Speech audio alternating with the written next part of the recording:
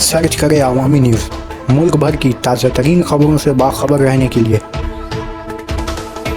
Subscribe करें हमारे channel को और बेल आइकन ज़रूर दबाएं।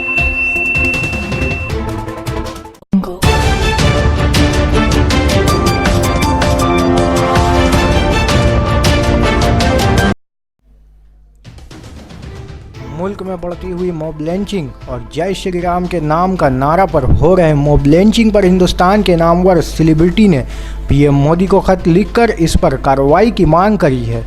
इसमें खासकर श्याम मंगाल, मनी रत्नम जैसे नामवर लोगों ने अपने दस्तखतशुदा खत में पीएम मोदी से अक़लियती पर राम के नाम पर हो रहे मॉब लिंचिंग पर तशवीश जाहिर करते हुए इस पर कार्रवाई किए जाने की मांग करी है। खत में ये भी लिखा गया है कि राम का नाम अब डराने वाला बनता जा रहा है, जिसे रोकना ज़रूरी है और इस पर ठोस कानूनी कार्रवाई किए जाने की ज़रूरत है। The letter is self-explanatory. You can understand.